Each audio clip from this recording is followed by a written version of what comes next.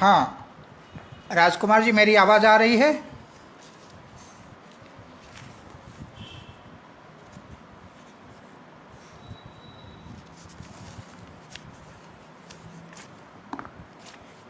मुझे सुन पा रहे हैं क्या? आवाज़ आ रही है?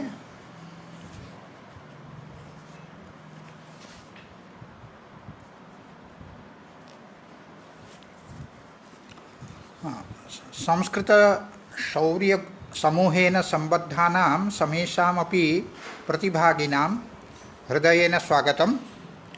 सम्प्रति पूर्वेद्युः अस्माभिः यद् अधीतं तद्विषये संक्षेपेण किञ्चित् उच्यते, तदनन्तरम् अग्रे पाठः प्रचलिष्यति।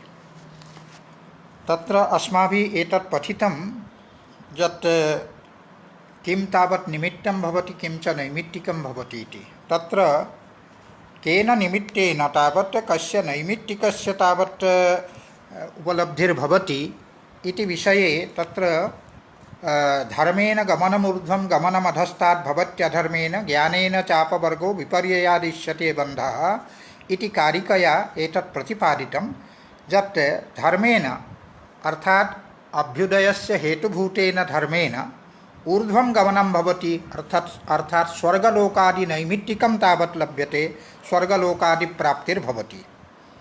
किंच गमनमधस्तात् भवत्यधर्मेण, अधर्म रूपेण तावत् हेतुना किं भवति, अधर्म रूपेण तावत् निमित्तेन अधस्तात् गमनं भवति, अर्थात् पातालादि लोकेषु तावत् गमनं भवति इति। तत्र पातालादि लोकः तावत् नैमित्तिकः वर्तते, तत्र अधर्म रूपस्य निमित्तस्य, अतः अधर्मेण अधस्तात् गमनं भवति इति तत्र उक्तं। किंच ज्ञानेन अपवर्ग, ज्ञानेन चापवर्गः, ज्ञानेन अर्थात् सत्वपुरुषान्यता ख्याति या वर्तते, तया तावत् ख्यात्या विवेकज्ञानेन किं भवति, विवेकज्ञानेन अपवर्गो भवति, अर्थात् मोक्षो भवति। तत्र विवेकज्ञानं तावत् निमित्तं वर्तते, अपवर्गस्तावत् नैमित्तिकं वर्तते। एवं क्रमेण तत्र अपवर्गस्य प्राप्ति कथं भवति इति उक्तं। किंच विपर्ययात्, अर्थात् ज्ञानस्य विपर्ययः वर्तते अज्ञानम्। अज्ञानेन किं भवति, बन्धः भवति।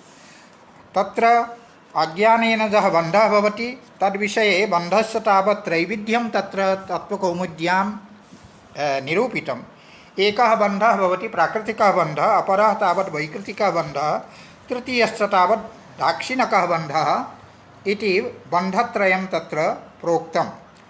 तत्र तेषां निरूपणानन्तरम् एतत् उक्तं यत् धर्मज्ञानं विराग, विराग इति वर्तते, वैराग्यरूपं यत् निमित्तं वर्तते, तेन किं भवति, कस्य नैमित्तिकस्य उपलब्धिर्भवति इत्यत्र उक्तं। वैराग्यात् प्रकृतिलयः, संसारो भवति राजसात् रागात्, ऐश्वर्यात् अभिघातः, विपर्ययात् तद्विपर्यासः। वैराग्यात् प्रकृतिलयः भवति, अर्थात् पुरुषतत्त्वं यः न जानाति तादृशस्य तावत् वैराग्यमात्रात् प्रकृतिलयः भवति। तत्र प्रकृति इति पदेन महतः अपि ग्रहणं भवति, अहङ्कारस्यापि ग्रहणं भवति, भूतानामपि इन्द्रियाणामपि ग्रहणं भवति। एतावता तत्र लयः, तेषु आत्मबुद्ध्या तेषाम् उपासना यदा केनापि क्रियते तर्हि तस्य तत्रैव लयः भवति। प्रकृतौ यदि प्रकृतिं तावत् उपासते आत्मबुद्ध्या तर्हि प्रकृतौ लयः भवति।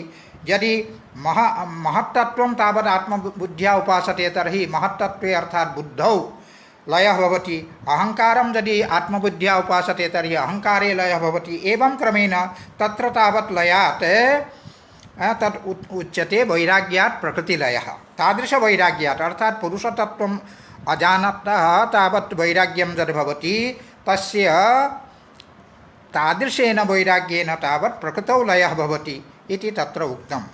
किंच वैराग्यात् प्रकृतिलयः संसारो भवति राजसात् रागात्, राजसात् रागात् तावत् संसारो भवति। राजसात् रागात् इत्यस्य अभिप्रायः रजः तावत् दुःखहेतुः वर्तते, रजोगुणः यः वर्तते स गुणः तावत् दुःखस्य कारणभूतः वर्तते।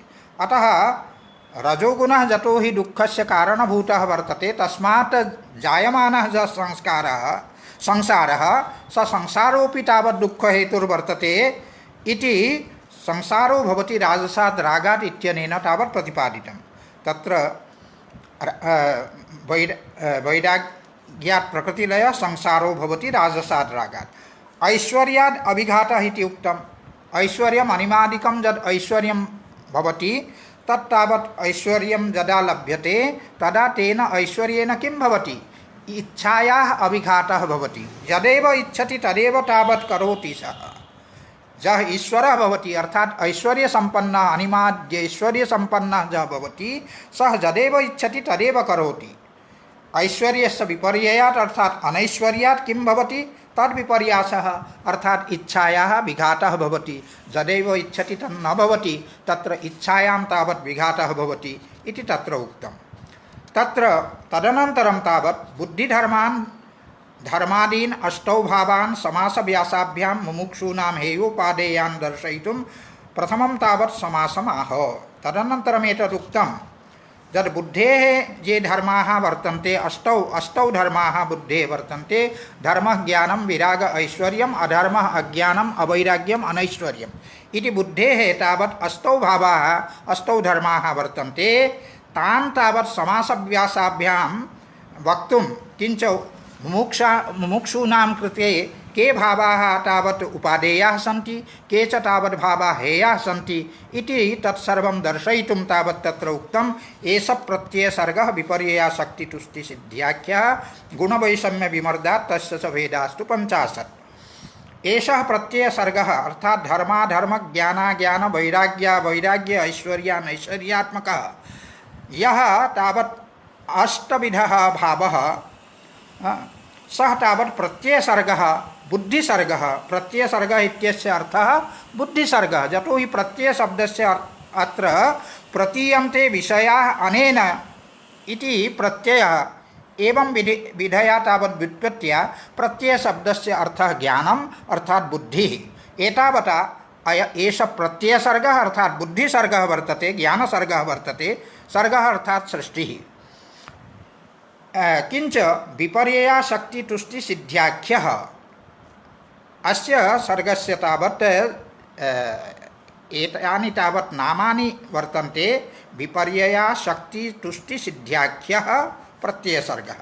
विपर्ययः अशक्तिः तुष्टिः सिद्धिः इत्येतानि तावत् नामानि आख्याः अर्थात् नामानि वर्तन्ते। किंच गुणवैषम्य विमर्दात् तस्य च भेदास्तु 50 इति उक्तम्। गुणवैषम्य विमर्दात् गुणानां विषये अस्माभिः तावत् एतत् पठितं यत् गुणेषु प्रतिक्षणं तावत् उपमर्द्य उपमर्दकभावात् संघर्षो भवति। एकः गुणः तावत् सबलो भवति, अपरौ गुणौ दुर्बलौ भवतः, अथवा एकः गुणः दुर्बलः भवति, अपरौ गुणौ तावत् सबलौ भवतः। एवं क्रमेण तावत् गुणेषु वैषम्यं भवति। एकैकस्य तावत् अधिकबलता भवति अथवा द्वयोः अधिकबलता भवति, एकस्य तावत् न्यूनबलता भवति, द्वयोः वा न्यूनबलता भवति। एवं क्रमेण गुणेषु यत् न्यूनाधिक्यं वर्तते तेन किं भवति? तेन गुणानां यद् वैषम्यं तद्वशात् तावत् भेदाः भवन्ति 50। भेदाः अस्य भेदाः तावत् 50 भेदाः भवन्ति इति तत्र उक्तं। के च 50 भेदाः इति वक्तुं तत्र उक्तं पञ्चविपर्ययभेदाः भवन्त्य शक्तिश्च करणवैकल्यात् 28 भेदा तुष्टिर्नवधास्तथा सिद्धिः। पञ्चविपर्ययभेदाः। विपर्ययस्य भेदाः तावत् 5 वर्तन्ते। विपर्ययपदस्य अर्थः वर्तते अविद्या। विपर्ययः अविद्या अस्मिता रागद्वेषाभिनिवेशाः एते ये वर्तन्ते ते 5 इति कृत्वा विपर्ययस्य ये भेदाः अर्थात् अविद्यायाः ये भेदाः ते 5 वर्तन्ते। तदेव उक्तं पञ्चविपर्ययभेदाः अर्थात् अविद्यायाः 5 भेदाः। किंच भवन्त्य शक्तिश्च करणवैकल्यात्। करणवैकल्यात् करणानां यत् वैकल्यं, करणानां वैकल्यम् अर्थात् करणानां यः कुण्ठिभावः अर्थात् करणेषु करणानां तावत् इदं कार्यं वर्तते विषयग्रहणं नाम। तत्तद्विषयग्रहणाय तावत् करणानि प्रवर्तन्ते। यदा तत्तत् स्वस्वविषयग्रहणे तावत् करणानि असमर्थानि भवन्ति तद् असामर्थ्यम् एव अत्र उक्तं करणवैकल्यम् इति। यदा करणानि स्वस्वविषयग्रहणे असमर्थानि भवन्ति तद् असामर्थ्यमेव करणवैकल्यं वर्तते। करणेषु विकलता, वैकल्यं विकलस्य भावः वैकल्यम् अर्थात् विकलता, करणेषु इयं या विकलता सा विकलता तावत् करणवैकल्यपदेन उच्यते। तत्र यथा तत्र एतद् उक्तं यथा श्रोत्रेन्द्रियं वर्तते, श्रोत्रेन्द्रियस्य विकलता का? बाधिर्यं। यदा कश्चन बधिरः भवति तदा तावत् श्रोतुं न प्रभवति, अर्थात् श्रोत्रेन्द्रियस्य विकलत्वात् सः श्रोतुं शब्दग्रहणं कर्तुं न प्रभवति। एवमेव यदा तावत् त्वगिन्द्रियस्य विकलता भवति तदा तावत् सः स्पर्शं तावत् ज्ञातुं न प्रभवति, स्पर्शग्रहणे असमर्थः भवति। एवमेव यदा नेत्रयोः तावत् विकलता भवति, चक्षुरिन्द्रियस्य विकलता भवति, तदा तावत् रूपग्रहणे असमर्थः भवति। एवं क्रमेण तावत् करणानां यद् वैकल्यं तद्वैकल्यात् तत्र उक्तं भवन्त्यशक्तिश्च करणवैकल्यात् अष्टाविंशतिभेदा, अशक्तेः तावत् अष्टाविंशतिभेदाः भवन्ति। तत्र अष्टाविंशतिभेदाः कथं भवन्ति? तत्र उक्तं करणानि तावत् 11, किंच तुष्टयः 9 तावत् तुष्टिर्वर्तते, किंच अष्टधा तावत् सिद्धिः वर्तते, मिलित्वा 17, किंच 11 मिलित्वा अष्टाविंशतिभेदा तावत् अशक्तिः भवति इति तत्र अस्माभिः गतदिने एतत् सर्वं पठितं। तदनन्तरं भेदः तमसोऽष्टविधो मोहस्य च 10विधो महामोहः तामिश्रो 18 तथा भवत्यन्धतामिश्रः। अर्थात् पंच विपर्यय भेदानां ये तावत् अवान्तरभेदाः ते अवान्तरभेदाः तावत् अस्यां कारिकायां प्रोक्ताः। तत्र भेदः तमसः 8विधः भवति। तत्र अविद्यायाः एव नामान्तरं वर्तते तमः इति। तत्र तमसः भेदः 8विधः।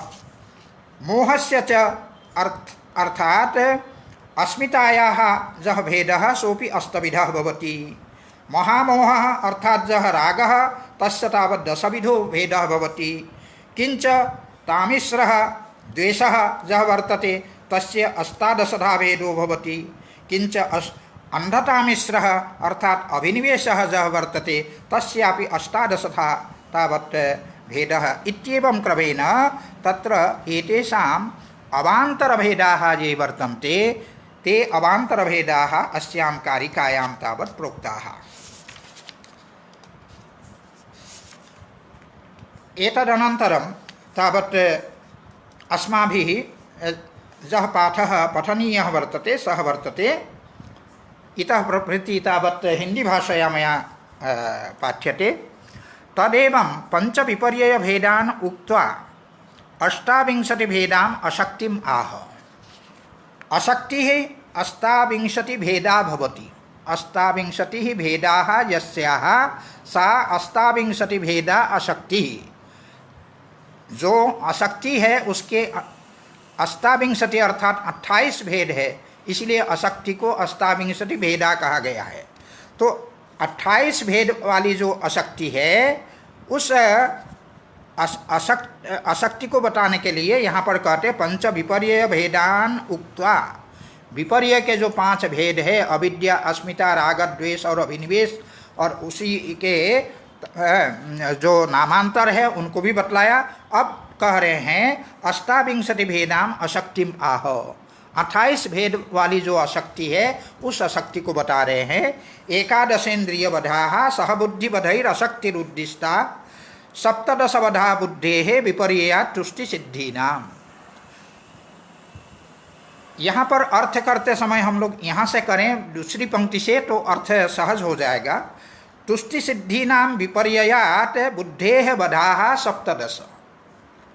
तुष्टि सिद्धि नाम विपर्ययात बुद्धे बधा 17। इस प्रकार द्वितीय पंक्ति का अर्थ हम कर ले, अर्थात तुष्टि और सिद्धि।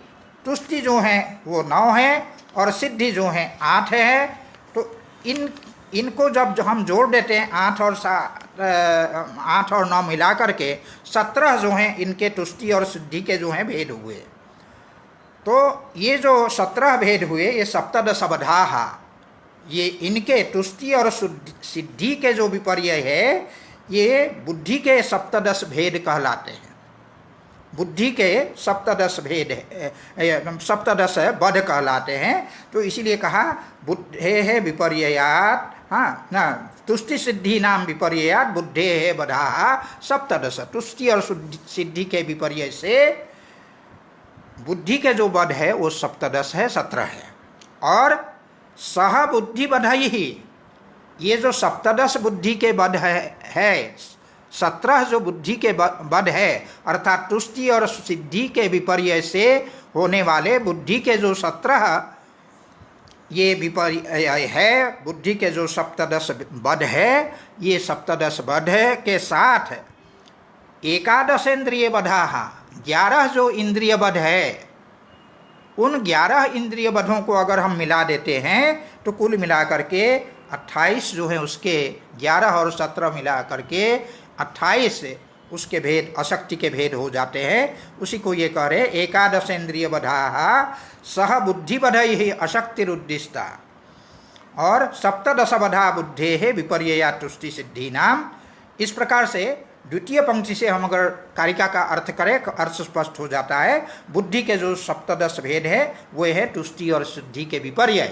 तुष्टि जो है 9 और सिद्धि 8, 9 8 17। और इन 17 भेद के साथ जो 17 जो बुद्धि बध है इनके साथ जो एकादश इंद्रिय बध है, 11 जो इंद्रिय बध है, उनको मिला करके कुल 28 अशक्ति कहलाती है। अब इसी की व्याख्या ही कर रहे हैं। एकादश इति इंद्रियबधस्य ग्रहः बुद्धिबध हेतुत्वेन न तो अशक्ति भेद पूर्णत्वेन। यहाँ पर यह प्रश्न उठता है कि जो इंद्रियों का वध है, इंद्रियों की जो अशक्ति है, तो वो जो है इंद्रियों के धर्म है। तो और जो अशक्ति है वो क्या है? बुद्धि के धर्म है। इंद्रियों का जो वध है वो इंद्रियों का धर्म है और अशक्ति जो है वो बुद्धि के धर्म है। तो इंद्रिय वध को अशक्ति में कैसे जो है परिगणित किया गया है, ये है प्रश्न। इसी प्रश्न का उत्तर देते हुए यहाँ पर कहते हैं इंद्रिय वधस्य ग्रहो बुद्धि वध हेतुत्वेन। ये जो इंद्रिय वध का ग्रहण जो बुद्धिवध के अंतर्गत जो वो किया गया है, तो ये अशक्ति के अंतर्गत जो इंद्रिय वध का परिगणन जो किया गया है वो इसीलिए किया गया है कि इंद्रियों के वध को तो बुद्धिवध के उत्पादक अर्थात हेतु अर्थात जनक होने के कारण उसका परिगणन इसमें किया गया है। बुद्धिवध एकादश है, अरे जो इंद्रिय के जो वध है वो एकादश इंद्रिय होने के कारण एकादश इंद्रिय वध है। और बुद्धिवध रूपी जो अशक्ति है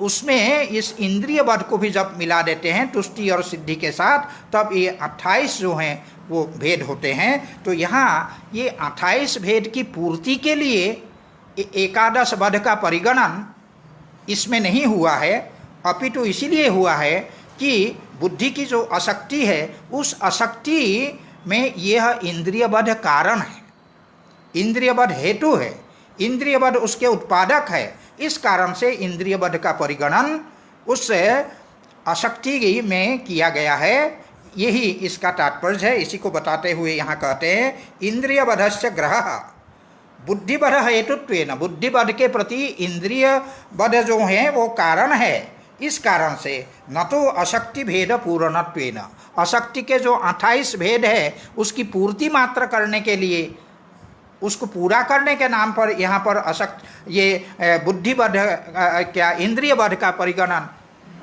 अशक्ति के साथ नहीं किया गया है। इसी को बता रहे हैं न तो अशक्ति भेद पूर्णत्वेन, अशक्ति की संख्या केवल पूरी करने के लिए नहीं है। एकादश इंद्रिय बधाः, एकादश इंद्रिय बध कौन कौन है? उसको गिना रहे हैं।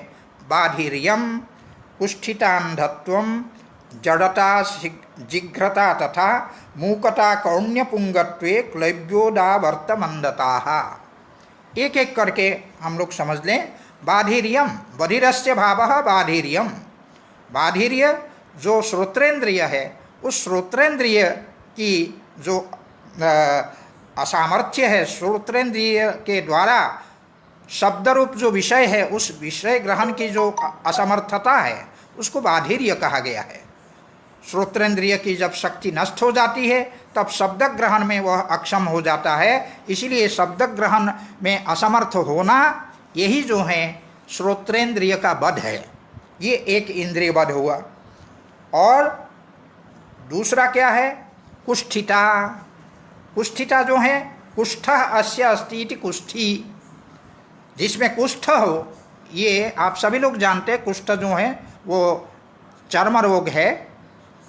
जब ये हो जाता है तब त्वगिंद्रिय की जो शक्ति है, स्पर्श ग्रहण की जो क्षमता है, सामर्थ्य है, वो नष्ट हो जाती है। उसके नष्ट होने पर वो स्पर्श ग्रहण नहीं कर पाती है त्वगिंद्रिय। तो यही स्पर्श ग्रहण न कर पाना, यही जो है वह जो त्वगिंद्रिय है, उस त्वगिंद्रिय का वध है। इसी को बताया कुष्ठिता। और अंधत्वम जो है, जो हमारी चक्षुरिंद्रिय है, वह जब रूप ग्रहण में अक्षम हो जाती है, रूप ग्रहण में जब असमर्थ हो जाती है, उसको हम कहते हैं वो अंधत्व। और जड़ता क्या है? जो हमारी रसनेन्द्रिय है, रसना है, जिह्वा है, वह जब रसग्रहण में, ये खट्टा है, मीठा है, क्या है, ये ग्रहण करने में, रस ग्रहण करने में जब असमर्थ हो जाती है जिह्वा, तो उस असामर्थ्य को हम कहते हैं रसना रूप जो हमारी इंद्रिय है, उस इंद्रिय का वध है। तो ये हुई जड़ता। और अजिघ्रता, जो घ्राणेन्द्रिय के द्वारा जो गंध रूप विषय का जो हमको ज्ञान होता है, उस विषय का ज्ञान न हो पाना, उस विषय ग्रहण में घ्राणेन्द्रिय का असमर्थ होना, इसी को कहते हैं अजिघ्रता। तथा और मूकता, ये यहाँ तक 5 जो हमारे ज्ञानेन्द्रिय है, श्रोत्र, त्वक, चक्षु, रसना और घ्राण, इन 5 ज्ञानेन्द्रियों का जो असामर्थ्य है, इन 5 ज्ञानेन्द्रियों का जो वध है, उस वध को यहाँ तक बतलाया गया। अब जो कर्मेंद्रिय है, उन कर्मेंद्रियों का जो वध है उसको बता रहे हैं। कर्मेंद्रिय का वध क्या है? मूकता। पहला जो है मूकता है। वागेंद्रिय जो है, वह वागेंद्रिय में जो वाक शक्ति है, बोलने की जो क्षमता है, वो क्षमता अगर समाप्त हो जाए उसको कहेंगे वागेंद्रिय का वध है। और कौण्यम, मूकता, कौण्यम। कौण्यम क्या है? जो पाणीन्द्रिय है, अर्थात जो हस्त है, उसका विकल हो जाना, उसकी विकलता, उसका असामर्थ्य। हस्त के द्वारा क्या किया जाता है? आदान किया जाता है, वस्तु ग्रहण किया जाता है।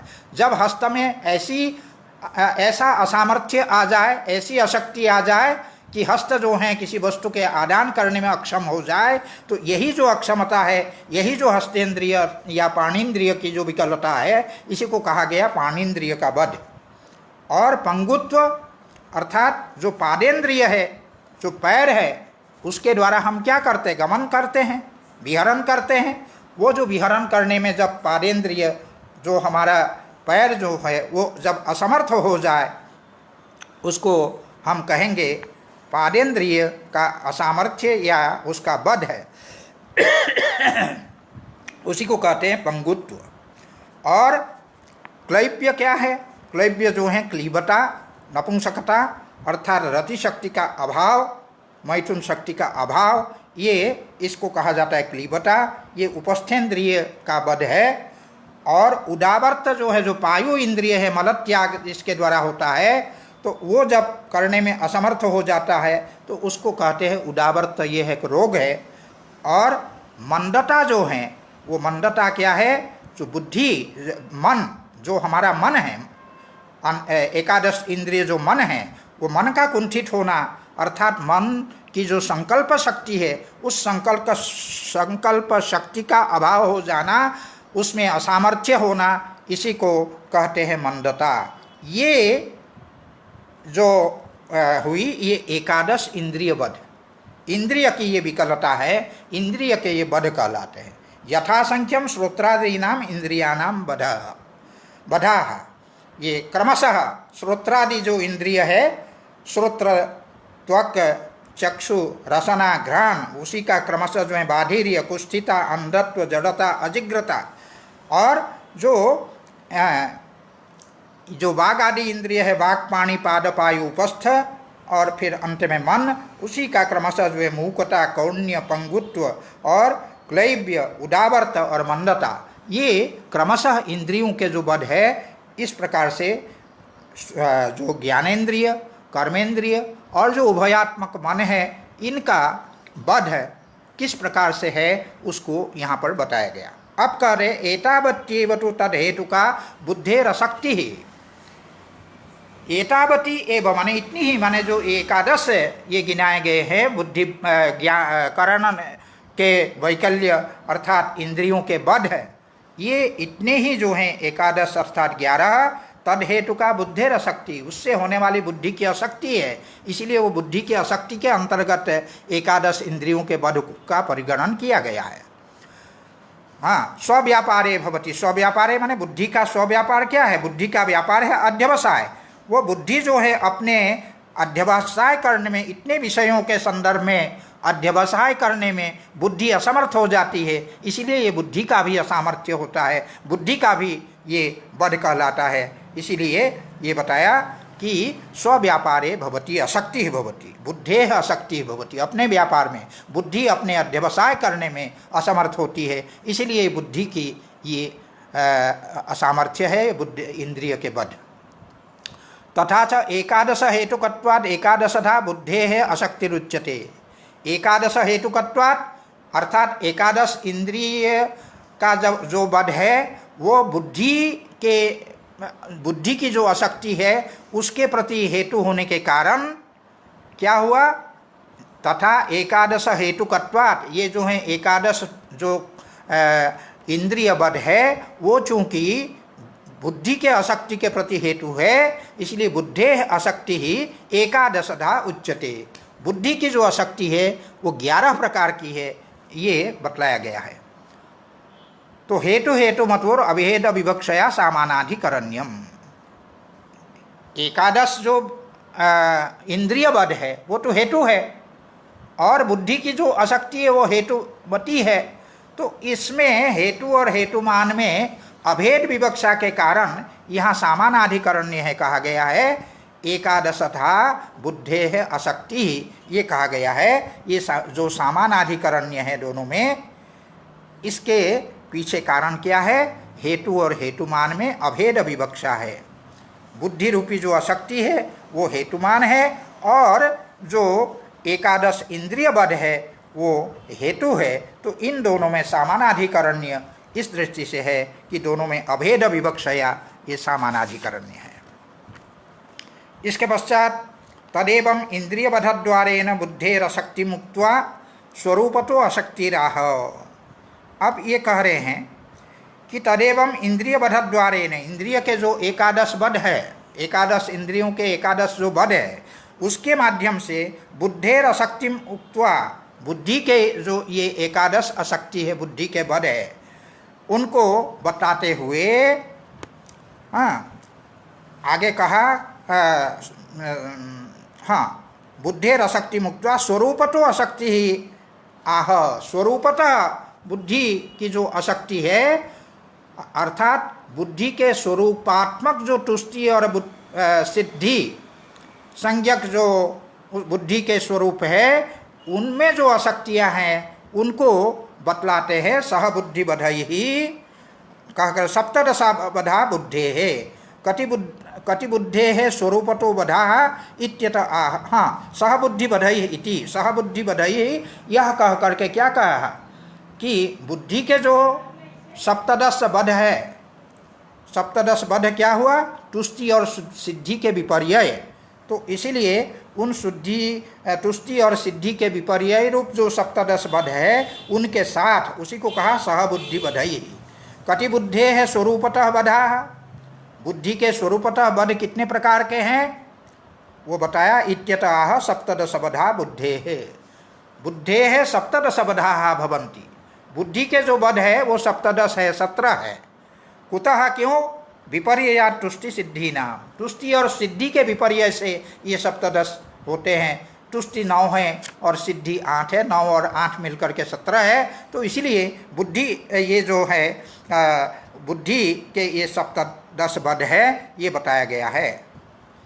तुष्टयो नवधा इति तद विपर्ययाः तन्निरूपणात् नवधा भवन्ति, चूँकि तुष्टियाँ 9 हैं इसीलिए उसके विपर्य भी कितने होंगे, उन्हीं 9 जो तुष्टि है तन्निरूपित चूँकि उसका विपर्य होगा, इस कारण से कहते हैं कि तद विपर्यः तन्निरूपणात् नवधा, वो जो विपर्य होगा वो तत्तुष्टि निरूपित होगा। इस कारण से कहते हैं कि तुष्टयो नवधा इति तद विपर्यः तन्निरूपणात् नवधाः, इसलिए विपर्य भी तुष्टि के विपर्य भी 9 होंगे। नवधा भवन्ति एवं सिद्धयो अष्टौ इति, जो सिद्धियां हैं वो भी 8 है।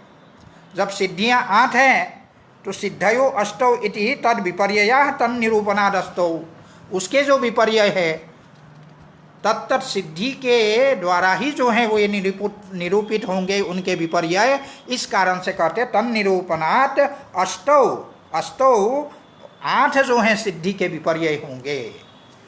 इस प्रकार से 8 और 9 मिल करके सप्तदश बधा बुद्धे है, बुद्धि के जो हैं सप्तदश बध हुए।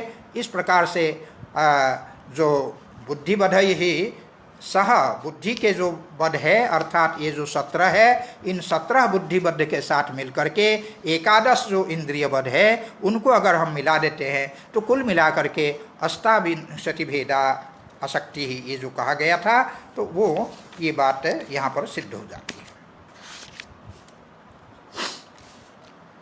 तुष्टिर नवधा इत्युक्तम, अब तुष्टि जो है 9 बतलाई गई है। 9 तुष्टियाँ जो बतलाई गई है वो कौन कौन से हैं?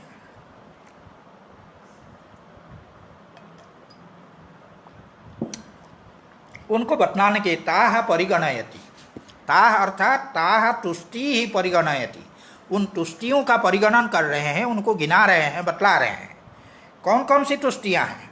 तो कहते आध्यात्मिक्यश्चतस्रः प्रकृत्युपादान काल भाग्याख्याः बाह्या विषयोपरमात् पंच नवतुष्टयो भी मताः। आध्यात्मिक्यः चतस्रः, आध्यात्मिक जो तुष्टियाँ हैं वे 4 हैं। तो उनके नाम क्या है? प्रकृति उपादान काल भाग्याख्या है। प्रकृति, उपादान, काल और भाग्य ये तुष्टियों के नाम हैं। ये है आख्या। प्रकृतिश्च उपादानम च कालश्च भाग्यम च, ये जो हैं प्रकृति उपादान काल भाग्यानि तानि आख्याः माने नामानि जासाम ताः प्रकृति उपादान काल भाग्याख्याः। ये जो हैं प्रकृति, उपादान, काल और भाग्य जिनके नाम हैं, ऐसी जो तुष्टियाँ हैं वे आध्यात्मिक तुष्टियाँ कितनी हैं? चतस्रः, 4 हैं। और विषयोपरमात् बाह्या तुष्टयः 5, 5 विषयों के उपरम से शब्दादि जो शब्द, स्पर्श, रूप, रस, गंध, ये जो 5 विषय है, इन 5 विषयों के उपरम अर्थात उनके प्रति जो वैराग्य है उसके कारण होने वाली जो तुष्टियाँ हैं, चूँकि विषय 5 है इसीलिए वैराग्य भी ये 5 प्रकार के होंगे। तो उस वैराग्य से उत्पन्न होने के कारण वो तुष्टियाँ जो हैं वो 5 होंगे। शब्द के प्रति, स्पर्श के प्रति, रूप के प्रति, रस के प्रति और गंध के प्रति जो वैराग्य के होने से होने वाली तुष्टियाँ हैं वे 5 है। इसीलिए कहा विषयोपरमात् 5, 5 जो हैं ये बाह्य तुष्टियाँ हुई। और इस रीति से क्या हो गया कि नवतुष्टय अभिमता, आध्यात्मिक 4 और 5 बाह्य तुष्टियाँ तो मिला करके नवतुष्टय अभिमता केशाम सांख्याचार्यानाम, जो सांख्याचार्य है, सांख्य के जो आचार्य है, सांख्य के जो मनीषी है, उनको ये 9 प्रकार की तुष्टि अभिमत है, 9 प्रकार के तुष्टि उनको स्वीकृत है। अब इसकी व्याख्या करते हैं आचार्य वाचस्पति मिश्र। आध्यात्मिक्यः इति, आध्यात्मिक्यः प्रकृति व्यतिरिक्त आत्मा अस्ति इति प्रतिपद्य ततः अस्य श्रवण मननादिना विवेक साक्षात्काराय तु असदुपदेशतुष्टो यो न प्रयतते तस्य आध्यात्मिक्यः चतस्रः तुष्टयो भवन्ति। ये जो आध्यात्मिक तुष्टियाँ हैं ये किस प्रकार से होती हैं उस को बतलाते हुए कहते हैं कि प्रकृति व्यतिरिक्त आत्मा अस्ति इति प्रतिपद्य, प्रकृति से भिन्न आत्मा है, इस प्रकार किसी अच्छे गुरु से, किसी सदगुरु से इस प्रकार का उपदेश प्राप्त करने के पश्चात सामान्य ज्ञान जो हुआ कि आत्मा जो है प्रकृति से अतिरिक्त है। लेकिन इतने ज्ञान मात्र से कोई आत्मा का बोध तो होगा नहीं, उसके लिए श्रवण मनन निधिध्यासन आदि करना पड़ेगा। लेकिन इस बीच असदुपदेशतुष्टः, कोई गुरु घंटाल जिसको बोलते हैं वाराणसी की भाषा में, वैसे कोई अगर बीच में मिल गए तो उनके असद उपदेश से अगर तुष्ट हो जाते हैं तो तुष्ट होकर के क्या है, ततः अस्य श्रवण मननादिना विवेक साक्षात्काराय न प्रयतते। किसके कारण? असद उपदेश तुष्टः, किसी असद गुरु के उपदेश से तुष्ट होकर के जब वह श्रवण मनन निधिध्यासन आदि के लिए प्रयत्न नहीं करता है तो उसकी क्या होती है, उसी की तस्य आध्यात्मिक्यः चतस्रः तुष्टयो भवन्ति, उसकी ये आध्यात्मिक 4 तुष्टियाँ उसकी होती है। एक बार फिर समझ ले कि किसी सदगुरु ने तो उपदेश दिया कि प्रकृति व्यतिरिक्त आत्मा अस्ति, आत्मा जो है प्रकृति से भिन्न है, इस प्रकार के किसी सदगुरु ने उपदेश दिया। लेकिन उतने उपदेश मात्र से कोई आत्म तत्व का बोध है ठीक से हो नहीं सकता है, उसको उसके लिए श्रवण मनन निधिध्यासन आदि उसको करना पड़ेगा। लेकिन ततः अस्य श्रवण मननादिना विवेक साक्षात्कार है, ताकि श्रवण मनन आदि करके विवेक साक्षात्कार हो, वस्तुतः उसको यह साक्षात्कार हो जाए। विवेक साक्षात्कार है क्या? सत्वम अन्यत पुरुषश्च अन्यः, इस प्रकार जो सत्व पुरुषान्यता ख्याति है उसी को हम कहते हैं विवेक ख्याति। इस प्रकार के विवेक ख्याति के उदय होने के लिए उसे श्रवण मनन निधिध्यासन करना पड़ेगा। लेकिन किसी असद उपदेशता ने आकर के जब उपदेश दे दिया कि बस उसकी कोई आवश्यकता नहीं है, तब वो क्या हो जाता है, न प्रयतते, उसके लिए उस साक्षात्कार के लिए श्रवण मनन आदि करके कोई प्रयत्न नहीं करता है, तो तस्य आध्यात्मिक्य चतस्रः तुष्टयो भवन्ति। प्रकृति व्यतिरिक्तम आत्मानम अधिकृत्य यस्मात् तुष्टयः तस्माद् आध्यात्मिक्यः। आध्यात्मिकी तुष्टि क्यों कहते हैं इनको? आध्यात्मिकी कहने का मतलब क्या है? आप सभी लोग जानते होंगे, आत्मनि इति अध्यात्मम, आत्मनि अर्थात आत्म विषय, यहाँ वैषयिक सप्तमी है, आत्मनि इति अध्यात्मम, आत्मा के विषय में जो है उसको हम कहते हैं अध्यात्म, और तत्संबंधिनी जो है वो आध्यात्मिकी। तो आध्यात्मिकी जो है ये आत्मा संबंधी है। आत्मा संबंधी क्यों? प्रकृति व्यतिरिक्तम आत्मानम अधिकृत्य, प्रकृति से व्यतिरिक्त आत्मा है, इस को लेकर के, इस विषय को लेकर के यस्मात् तुष्टयः, चूँकि ये तुष्टियाँ हैं इसीलिए तस्माद् आध्यात्मिक्यः, इन तुष्टियों को आध्यात्मिकी तुष्टि कहते हैं।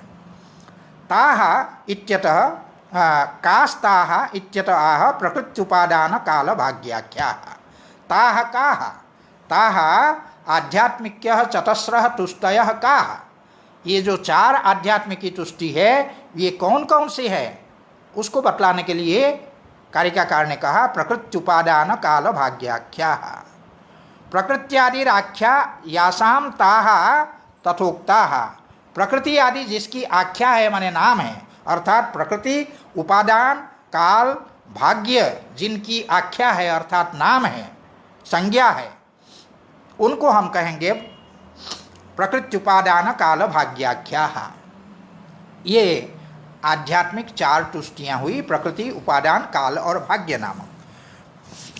अब एक एक की व्याख्या करते हैं। तत्र प्रकृत्याख्या तुष्टिर यथा, प्रकृति नामक जो तुष्टि है उस तुष्टि को समझा रहे हैं कि यथा जैसे कस्यचिद उपदेशे विवेक साक्षात्कारो ही प्रकृति परिणाम भेदः तम च प्रकृतिरेव करोति। तो कहते हैं विवेक साक्षात्कार जो है यह क्या है, कोई उपदेश, कस्यचिद उपदेशे, कोई जब उपदेश देते हैं क्या कहते हैं कि विवेक साक्षात्कारो ही प्रकृति परिणाम भेदः। जो विवेक साक्षात्कार है वो प्रकृति का परिणाम भेद ही तो है, क्योंकि ये जो ज्ञान है वो सात्विकी जो वृत्ति है, बुद्धिवृत्ति, उसी सात्विकी बुद्धिवृत्ति का ये परिणाम है कि सत्वम अन्यत पुरुषश्च अन्यः, यही है विवेक साक्षात्कार। ये विवेक साक्षात्कार बुद्धि का ही तो परिणाम है, प्रकृति का ही तो परिणाम है, इसलिए कहते हैं प्रकृति परिणाम भेदः। विवेक साक्षात्कारो ही प्रकृति परिणाम भेदः तम च। तो ये जो विवेक साक्षात्कार है कौन कराएगा, कहते प्रकृति रेव करोति, प्रकृति ही ये विवेक साक्षात्कार करती है। कृतम तद ध्यानाभ्यासेन, इसीलिए उस आत्म तत्व को जानने के लिए ध्यान, अभ्यास आदि, श्रवण, मनन, निधिध्यासन आदि का अभ्यास करने की कोई आवश्यकता नहीं है। कृतम माने अलम, कोई आवश्यकता नहीं है, उसकी कोई आवश्यकता नहीं है कि कोई उसके लिए, उस आत्म तत्व को जानने के लिए कोई अलग से श्रवण, मनन, निधिध्यासन आदि का अभ्यास करे, उसकी जरूरत नहीं है। उसी को कहते हैं कि प्रकृति रेव करोति इति कृतम तद्ध्यानाभ्यासेन तस्मात् एवं एव आस्व वत्स, हे वत्स, तुम क्या करो, तुम श्रवण मनन आदि का प्रयत्न मत करो। एवं एवं, इसी प्रकार तुम करो कि श्रवण मनन आदि करने की कोई आवश्यकता नहीं है। इस प्रकार से जो असद गुरु के द्वारा इस प्रकार का उपदेश प्राप्त करता है तो इति सेयम उपदेष्टव्यस्य शिष्यस्य तुष्टि। उस उपदेश को सुन करके जो उपदेष्टव्य है, जिसके लिए उपदेश ये दिया गया है, उसको, उसका मन जब तुष्ट हो जाता है उसी से, तो उसी तुष्टि का नाम है प्रकृतौ। किसके विषय, किसमें तुष्टि होती है, प्रकृतौ। सा तुष्टि इति प्रकृत्याख्या अम्भः उच्यते। प्रकृति तुष्टि इसलिए उसको कहा गया है, प्रकृति तुष्टि कहते हैं क्योंकि प्रकृति ही साक्षात्कार करा सकती है। क्योंकि साक्षात्कार जो है, विवेक साक्षात्कार प्रकृति का ही परिणाम है, इसलिए प्रकृति ही वो साक्षात्कार करा सकती है। उसके अतिरिक्त आत्म तत्व के बोध के लिए श्रवण मनन निधिध्यासन आदि के अभ्यास की जरूरत नहीं है। ये सोच करके जब उसी में तुष्ट हो जाता है, प्रकृति में यही तुष्ट हो जाता है, तो इसीलिए इस तुष्टि का जो नाम है वो प्रकृति है। और प्रकृति तुष्टि का एक नामांतर है, दूसरा एक नाम है, वो है अम्भः। उसी को कहते हैं सा तुष्टि प्रकृत्याख्या अम्भः। इसी का दूसरा नाम जो है अम्भ, अम्भः उच्यते, उसको अम्भ नाम से कहा जाता है, अम्भ नाम से वह अभिहित है। अब या तो प्राकृत्यपि विवेक ख्यातिर्न सा प्रकृति मात्रात् भवति माभूत सर्वस्य सर्वदा तन्मात्रस्य सर्वान् प्रति अविशेषात् प्रव्रज्यायास्तु सा भवति तस्मात् प्रव्रज्याम् उपाददीथा कृतं ते ध्यानाभ्यासेन आयुष्मन् इति उपदेशे या तुष्टिः सा उपादानाख्या सलिलम् उच्यते। अब उपादान नामक जो तुष्टि है, उस उपादान नामक तुष्टि का यहाँ जो है वर्णन कर रहे हैं। ये क्या है, उपादान नामक तुष्टि है क्या, वो कहते हैं प्राकृत्यपि विवेक ख्यातिर। जो विवेक ख्याति है वो प्राकृति है, अर्थात प्रकृति का ही परिणाम है। तो ये जो विवेक ख्याति है, सत्व पुरुषान्यता ख्याति है, तो ये प्रकृति के ही अधीन है। सा प्रकृति मात्रात् भवति, वह प्रकृति मात्र से ही जो है वो हो पाती है। इसको ये कहते हैं प्राकृत्य विवेक ख्याति ही। ये जो पहले बोध था कि वो प्रकृति ही जो है वो विवेक ख्याति कराएगी, इसलिए प्रकृति के अतिरिक्त आत्मा की उपासना की कोई आवश्यकता नहीं है, ये जो कहा था ठीक है, विवेक ख्याति प्राकृति है, लेकिन न सा प्रकृति मात्रात् भवति, वह जो विवेक ख्याति है केवल प्रकृति मात्र से वह विवेक ख्याति नहीं होगी। तो माभूत सर्वस्य सर्वदा तन्मात्र से सर्वान् प्रति अविशेषात्। तो कहते हैं वह जो विवेक ख्याति है, विवेक साक्षात्कार है, वह साधन केवल प्रकृति को ही अगर मान ले तो प्रकृति का संबंध तो समस्त प्राणियों के साथ विद्यमान है, सर्वत्र जो है प्रकृति व्याप्त है, तो विवेक ख्याति फिर सभी को सर्वदा जो है होने लगेगी। उसी को कहते हैं सर्वस्य सर्वदा तन्मात्र सर्वान् प्रति अविशेषात्। प्रकृति सबके लिए अविशिष्ट रूप से विद्यमान है, सर्वत्र विद्यमान है, प्रकृति का परिणाम सर्वत्र विद्यमान है। इस कारण से यहाँ कहते हैं कि इसीलिए वह जो प्रकृति है वो उसका कारण न हो, तो कहते प्रव्रज्यायास्तु सा भवति। जो प्रव्रज्या है अर्थात संन्यास है, वह जो संन्यास है, संन्यास के द्वारा वह विवेक ख्याति वो होगी। इसी को वो कह रहे हैं कि प्रव्रज्यायास्तु सा भवति तस्मात् प्रव्रज्याम उपाददीथा, इसीलिए तुम प्रव्रज्या ग्रहण करो, संन्यास ग्रहण करो। इस प्रकार से जब कोई उपदेश देता है कृतम ते ध्यानाभ्यासेन आयुष्मान, इसलिए उस आत्म तत्व को जानने के लिए ध्यान अभ्यास आदि करने की कोई आवश्यकता नहीं है। इस प्रकार जब कहते हैं इति उपदेशे या तुष्टि ही, इस प्रकार के उपदेश से जो तुष्टि हो जाती है उस तुष्टि को कहते हैं उपादानाख्या तुष्टि ही। उपादान नामक वह तुष्टि है। इसी का दूसरा एक नाम है सलिलम, उसका एक नामांतर है। प्रायः ये नाम तंत्र शास्त्र में प्राप्त होते हैं। तो उपादानाख्या सलिलम उच्यते, उपादान नामक जो तुष्टि है वो सलिल कहलाता है। और उपादान का जो व्याख्यान है वो यही है। उप का अर्थ होता है वृद्धावस्थाया समीपे, उप का अर्थ है समीप। वृद्धावस्था के समीप में आदीयते माने गृह्यते जह धर्म, जब वृद्धावस्था आती है तब संन्यास ग्रहण करते हैं, प्रव्रज्या ग्रहण करते हैं। इसीलिए उप माने वृद्धावस्थाया समीपे आदीयते माने गृह्यते यह धर्म सह धर्म प्रव्रज्या, वो जो है प्रव्रज्या है। तो प्रव्रज्या रूपिणी जो तुष्टि है, यही तुष्टि जो है वो उपादान नामक तुष्टि है। उसी का दूसरा नाम है सलिल, अर्थात सलिल का दूसरा अर्थ होता है जड़। अंकुर के प्रति जैसे सलिल जल कारण होता है, वैसे ही साक्षात्कार के प्रति यह प्रव्रज्या चूंकि सहकारी कारण है, इस कारण से इसका नामांतर है सलिल अर्थात जल।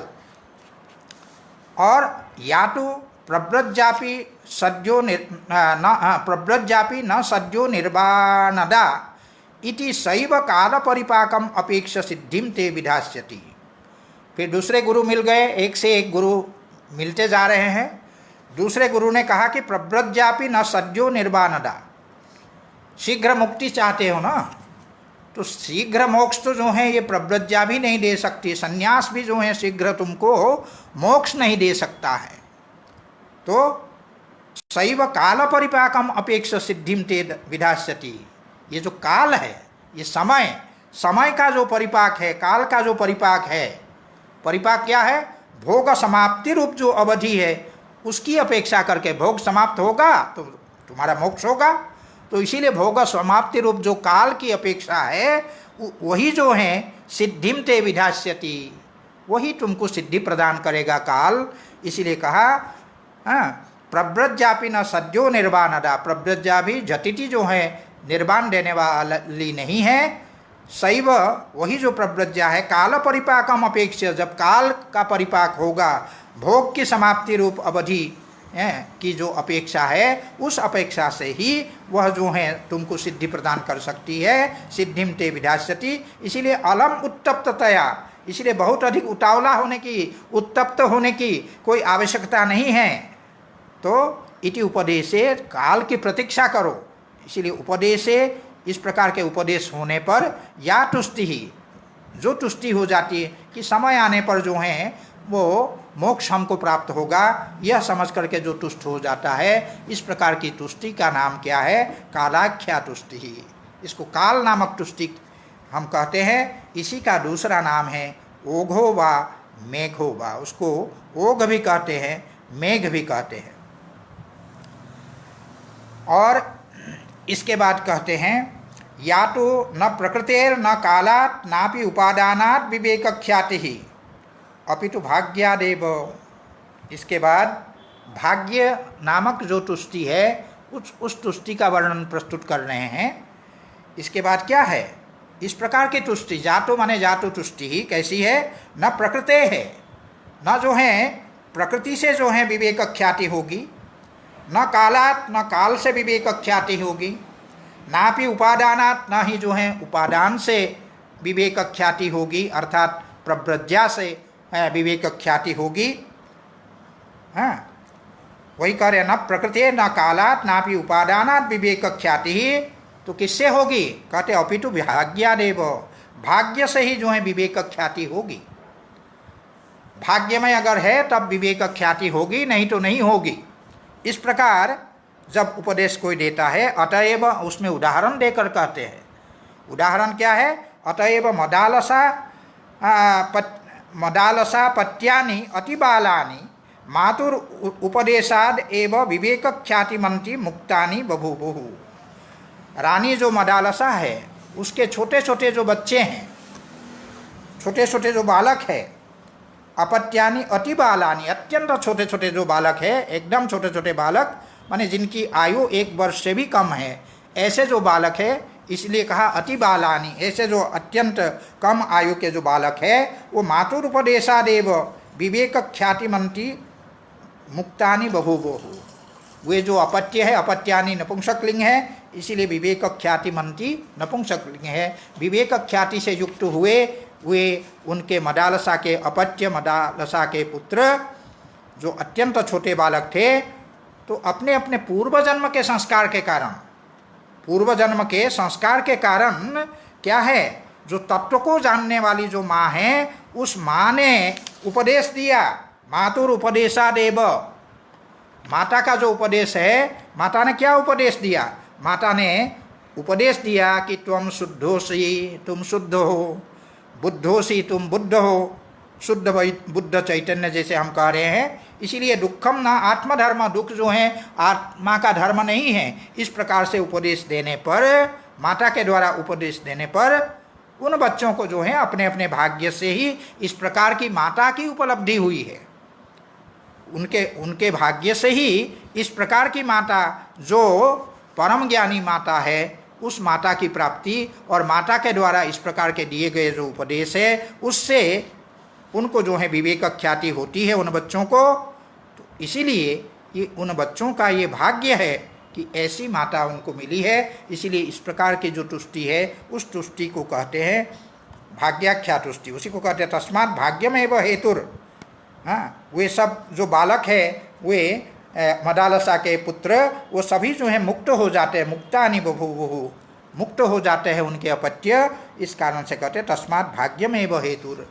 इसीलिए भाग्य ही हेतु है, भाग्य ही उसके पीछे विवेक ख्याति के प्रति, मोक्ष के प्रति कारण है। इति उपदेश से, इस प्रकार के उपदेश होने पर या तुष्टि ही, जो तुष्टि होती है, उस तुष्टि का नाम है सा भाग्याख्या, वो भाग्य नामक तुष्टि है। इस प्रकार से ये जो 4 आध्यात्मिक तुष्टि है, प्रकृति, उपादान, काल और भाग्य, ये 4 आध्यात्मिक तुष्टियों का वर्णन किया। अब इसके बाद बाह्याः दर्शयति, जो बाह्य तुष्टियाँ हैं उनको दिखला रहे हैं, उनको बतला रहे हैं।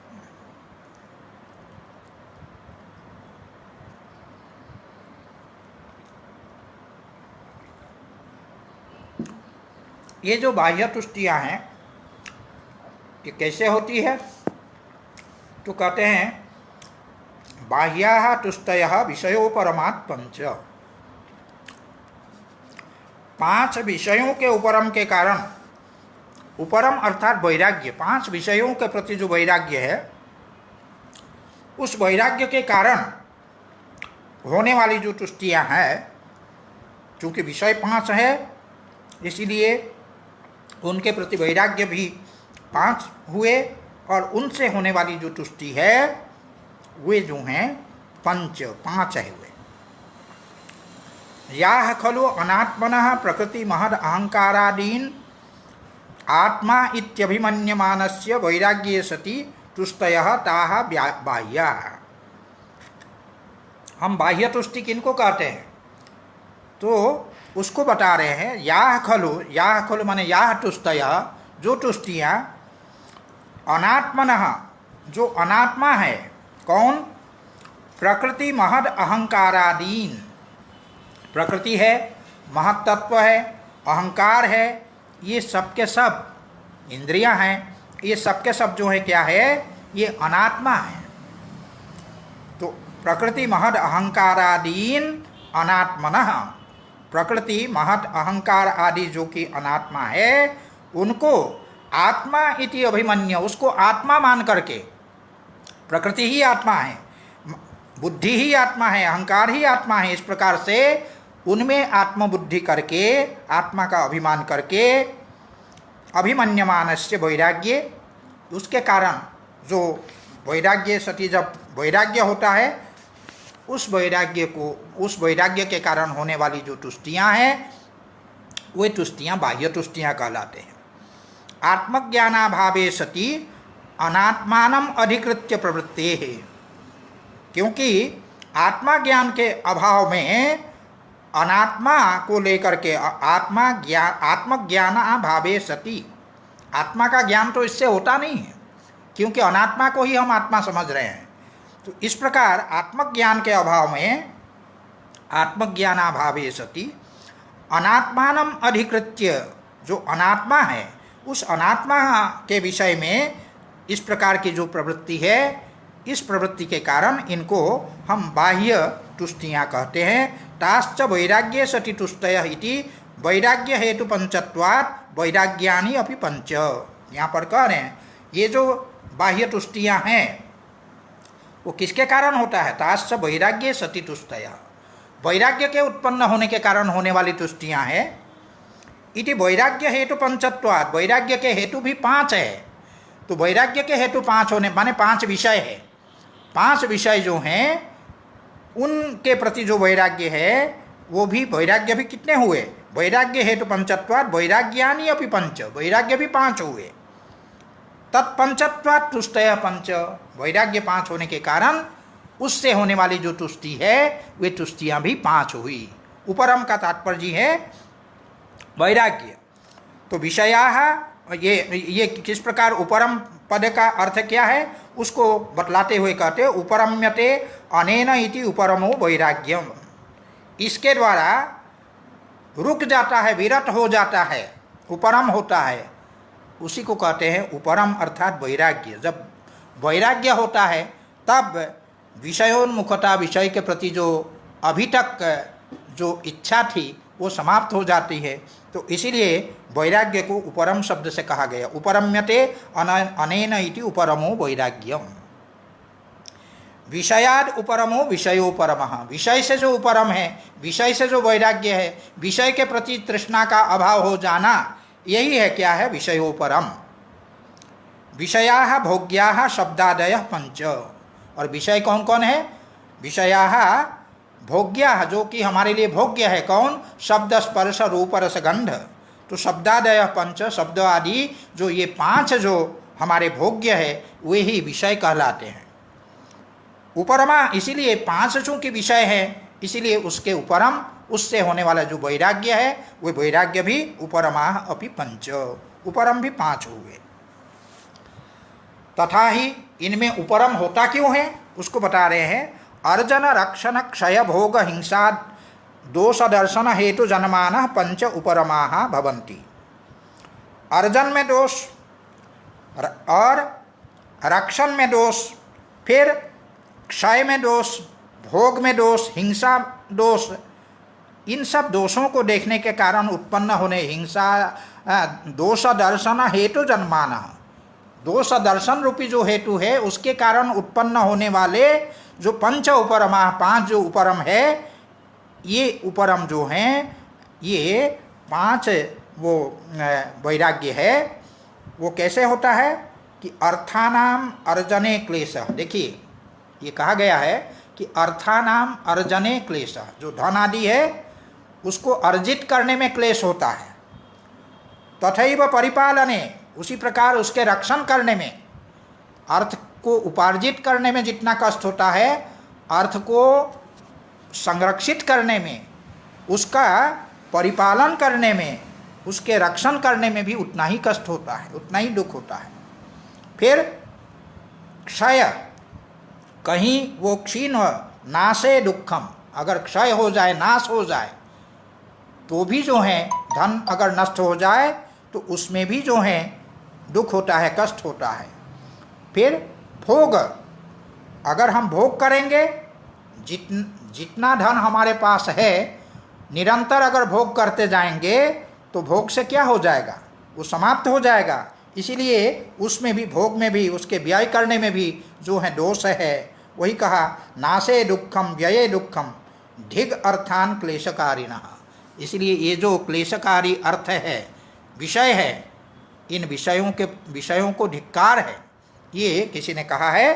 तो यही यहाँ पर कहा गया, अर्जन रक्षण क्षय भोग। अर्जन में भी, अर्जित करने में भी दुख है, दोष है, और रक्षण करने में भी है, उसके क्षय होने में, नाश होने में दोष है। उसका अगर भोग करेंगे तो व्यय होगा, उसका धीरे धीरे समाप्त हो जाएगा, वो उसमें दोष है। फिर अगर कोई हिंसा करे तो दोष है, हिंसा दोष दर्शन हेतु जन्माना। इन सब कारणों से क्या हो जाता है, इससे उत्पन्न होता है पंच उपरमा, 5 वैराग्य। इन 5 विषयों के प्रति 5 वैराग्य उत्पन्न हो जाते हैं। तथा ही ये इसमें दोष ये क्यों है, अर्जन रक्षण आदि में उसको बता रहे हैं। तथा ही सेवादयो धनोपार्जन उपाया, सेवा जो है, सेवा आदि जो है धन उपार्जन का उपाय है, लेकिन तेज सेवकादीन दुखा कुर्वन्ति। और ये जो उपाय है, धन उपार्जन के जो उपाय है, वे सेवकादीन दुखा कुर्वन्ति, सेवक आदि को जो है दुखी कर देते हैं ये उपाय। एक उदाहरण देते हुए कहते हैं, दृप्यद दूरी स्वरद्वास्थ दंडी चंडार्ध चंद्रजाम वेदनाम भावयन प्राज्ञः कह सेवा स्वनुसज्जते। प्राज्ञ जो बुद्धिमान है, कह प्राज्ञ, कौन ऐसा बुद्धिमान है, कौन ऐसा प्राज्ञ है, बुद्धिमान है, यह सेवासु अनुसज्जते, जो सेवा कार्य में लगे, सेवा कार्य में प्रवृत्त हो। क्यों, क्या देख करके, तो कहते हैं दृप्य दूरी स्वरद्वास्थ। दृप्य अर्थात दर्प से, अभिमान से युक्त जो अभिमानी है, ऐसा जो दूरीश्वर है, अर्थात दुष्ट जो ईश्वर है, धनपति है, धनाढ्य है, उसके द्वास्थ माने द्वार पर खड़े जो दंडी है, हाथ में दंड लिए जो द्वारपाल है, उसके दंडी के चंडार्ध चंद्रजाम, जो अर्धचंद्र है, असहनीय जो अर्धचंद्र है, उस असहनीय अर्धचंद्र से उत्पन्न होने वाला जो क्लेश है, उस क्लेश को वेदनाम, उस क्लेश को वेदनाम अर्थात क्लेशम भावयन, उसका चिंतन करते हुए, उसको सोचते हुए, उसका स्मरण करते हुए, कह प्राज्ञ, कौन सा ऐसा बुद्धिमान है जो सेवा सो अनुसज्जते, जो सेवा में प्रवृत्त हो सकता है। इतना कष्ट है अर्जन में। एवं अन्येपि अर्जनोपाया दुखा इति, इस प्रकार से जो अर्जन के जो अन्य उपाय है सेवातिरिक्त, उन उपायों में भी दुख ही दुख है। इति विषयों पर हमें जा तुष्टि, इसीलिए विषयों के प्रति जो उपरम है, वैराग्य है, उसके होने पर जो तुष्टि है, सैसा पारम उच्यते, उस तुष्टि को पारम ऐसा कहा गया है। इसके बाद थोड़ा सा है, मेरे ख्याल से बहुत दिक्कत नहीं होगी, आज इसको समाप्त कर दें। तथा अर्जितम धनम राजैकागारिक अग्नि जलौघादिभ्यो विनंक्ष्यति इति तद रक्षणे। अब रक्षण दोष को बता रहे हैं। जैसे धन अर्जित किया, जो अर्जित धन है उसको कहीं राजा वो टैक्स के रूप में ले न जाए। आजकल जैसे टैक्स अगर बढ़ जाता है तो हम लोग को हाय हाय होने लगता है। तो राजा कहीं टैक्स के रूप में, कर के रूप में उसको ले न ले, और ऐकागारिक अर्थात जो चोर है वो कहीं चोरी न कर ले अर्जित धन को, अग्नि कहीं जला करके भस्म न कर दे।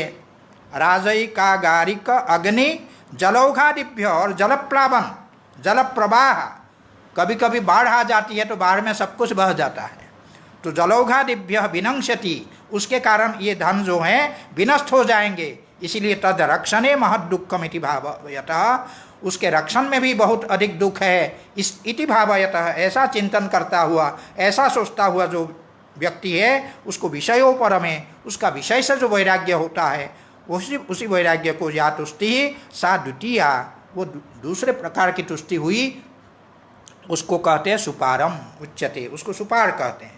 तथा महता आयासेन अर्जितम धनम भुज्यमानम क्षीयते इति, महा अत्यंत कष्ट के साथ जिस धन का हमने अर्जन किया, महता आयासेन, अत्यंत आयास के साथ, प्रयास के साथ, प्रयत्न के साथ जिस धन का अर्जन किया, उसका भुज्यमानम, उसका जब भोग कोई करने लगता है, क्षीयते, उसका क्षय होने लगता है, इति तत्प्रक्षयम भावयतः, वो कैसे धन क्षीण होता जा रहा है, समाप्त होता जा रहा है, ये अगर कोई सोचने लगता है तो फिर विषयों पर हमें, उस विषय के प्रति उसका उपरम होता है, वैराग्य होता है। अरे भाई इसमें भी दुख ही दुख है, उसके भोग में भी दोष है। इस प्रकार से या तुष्टि ही, भोग में दोष देख करके जो ये तुष्टि होती है, वैराग्य होता है, सा तुष्टि तृतीया, वो तृतीय प्रकार की तुष्टि हुई, उसका नाम है पारापारम, पारापारम उच्यते।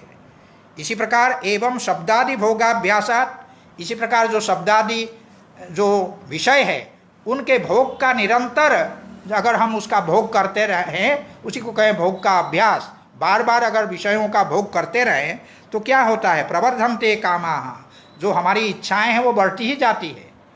जैसा कि मनु ने कहा है, न जातु कामः कामानाम उपभोगे न साम्यति, हविषा कृष्णवर्त्मेव भूय एवाभिवर्धते। जो कामनाएं हैं, हमारी जो इच्छाएं हैं, जो तृष्णाएं हैं, वो तृष्णाएं कभी जो है उपभोग से शांत नहीं होती है। न जातु कामः कामानाम उपभोगे न साम्यति।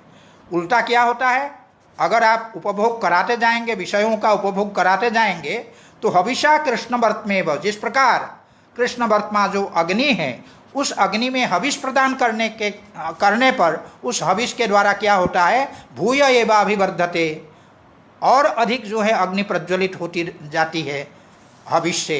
ठीक उसी प्रकार से इच्छाओं की पूर्ति अगर हम उपभोग से, इच्छाओं को अगर उपभोग से शांत करने जाएंगे तो क्या होगा, उपभोग से और भोग की तृष्णा बढ़ती जाएगी। भूय एवाभिवर्धते, उसी को ये कहते हैं शब्दादि भोगाभ्यासात प्रवर्धते कामाः। शब्द आदि विषयों के भोग के अभ्यास से जो काम है, जो हमारी कामनाएं हैं, तृष्णाएं हैं, वो निरंतर बढ़ती जाती है। तेच विषया प्राप्तो कामिनम दुखा कुर्वन्ति। अगर कदाचित विषय की प्राप्ति ना हो, जो कामी हैं, जो कामना करने वाले हैं, तृष्णा करने वाले हैं, उस व्यक्ति को दुखा कुर्वन्ति, उसको दुखी कर देते हैं।